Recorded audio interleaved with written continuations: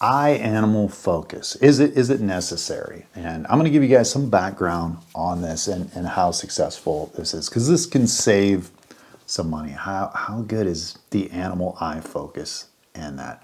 So if you're looking at making a decision whether to switch brands for animal eye focus, because everybody's talking about it, they've been talking about it for years, or it's high up on the priority list for switching out cameras, let me give you a little background on some of the experiences that I've had, because it's not been all that rosy. And yeah, there's some serious things to consider, and this can actually save you some money, obviously, with this. So let's go into a little bit of the background. Right around 2016-17, for really close to 5 to 10 years, animal eye focus has improved greatly. But the initial promise of this is kind of like a flawless implementation. My first encounter with this is at Best Buy, looking at the advertisements, and they had a kiosk with this woman, a big screen of her turning around, and the focus was eye on there, and there was all this kind of crazy stuff. Had an example. Best Buy gets out the camera and shows me it, and it was hitting like 70 or 80% on a regular kind of portrait lens in that. And the lighting wasn't that difficult. The lighting was okay, but you know, it wasn't perfect like in the video or the demo that they show their eye focus systems, and especially animal eye focus. So where does this leave us? Well, 2017, I buy a Sony system and noticed that, you know, their animal focus, eye focus isn't all that great, and it was missing. And then Panasonic, the G9 comes out, which is this little guy. They come out with a patch. And they come out with a patch and took it out in the field, used it for a little bit, and it was laughably bad. They would talk about, oh, this is great. And essentially, it would lock onto the subject, lock onto the face, like a deer. I was doing a deer, some deer photography, and it would just lose focus, and it would start somewhere in the middle. It would just, I actually switched it off and just went to my old method, spot focus, and nailed the exposures and nailed the photos that way. And from there, having two bad interactions with these cameras and the animal eye focus, it just wasn't worth the problem. Some of the issues with the early implementations is Sony had to have certain lenses. You had to set it up a certain way. Other methods, if there's some things get into the focus, or it wouldn't recognize certain animals, there was all slews of this issue. So fast forward 2022, the R5. Everybody talks about how great the animal eye focus is, and it's a game changer, along with the Z9s. It sells cameras.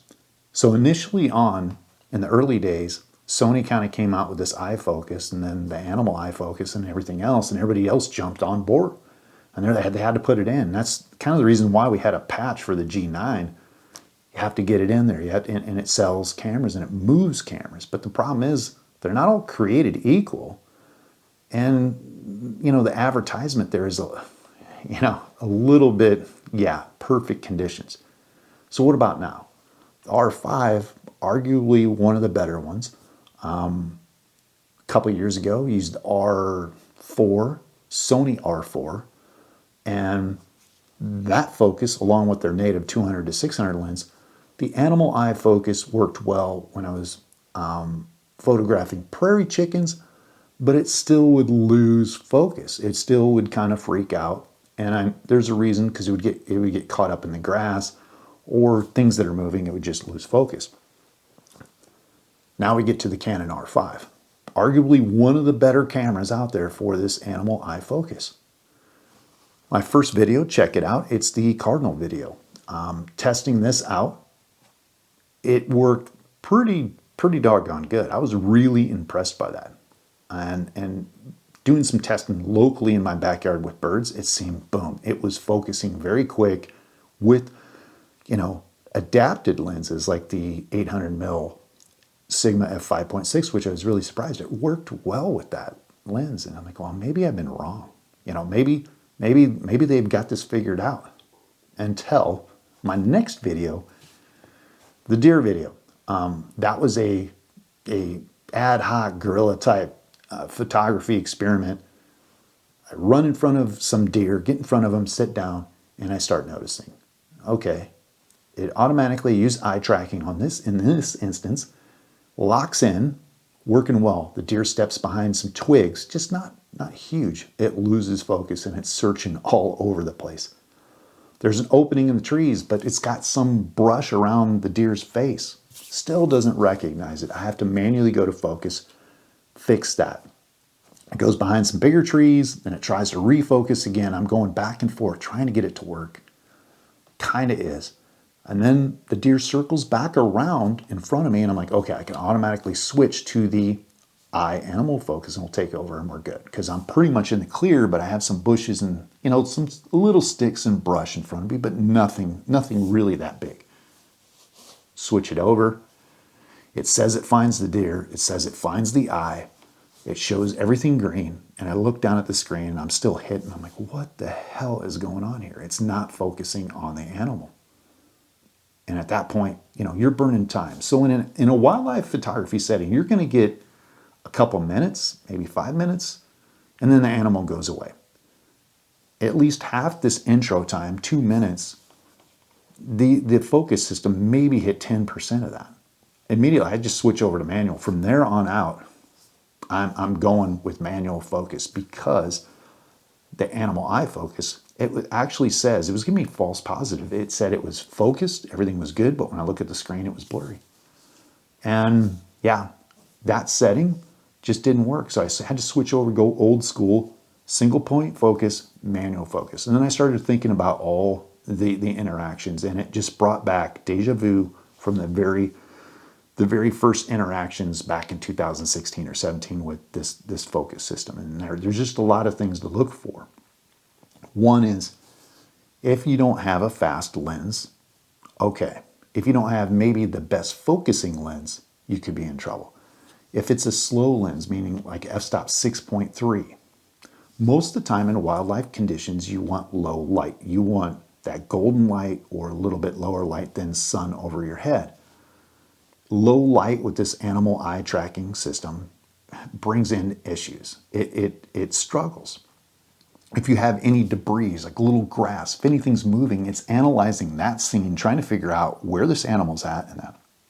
If you're photographing any weird, strange animals as a database of animals to track, maybe eyes, I'm not sure about the exact implementation, it's going to struggle with that.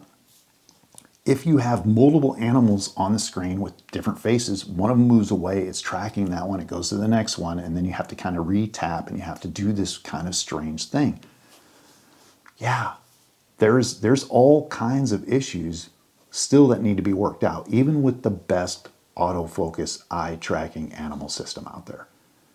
And so if you're looking at making a migration or changing systems, it's extremely expensive. And that's an issue. Most people, because it's a great sales tactic that you can be a complete idiot and still great photos with this autofocus system is what it kind of promises.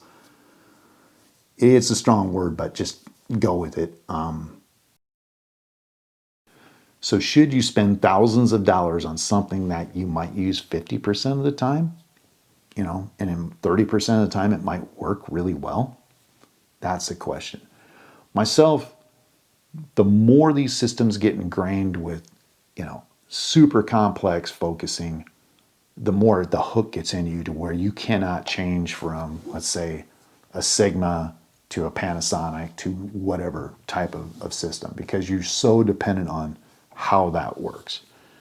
But if you got the basics down, you can pretty much go from medium format to micro four thirds, and you can nail focus. You can do everything you want. It's not a game changer. It's not going to make your photography maybe all that better. You know, it might help in some certain situations, but the cost and the time to ramp up and they have the hooks in you could be more expensive than what it's actually worth.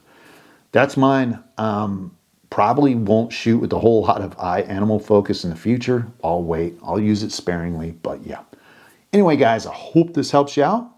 Let me know if you got questions. I'm sure I left a lot out, But just wanted to drop that on you because you see the marketing. These companies are under a tremendous amount of space to push cameras, and you get YouTubers out there that do camera reviews, ambassadors that do these reviews, and they can't say anything wrong. There's been ambassadors that have been fired for criticizing their company on anything. There's been flat out, they'll write they've been terminated, contract ripped up, or whatever, and they got to move on. So thanks, guys, and I will see you next week.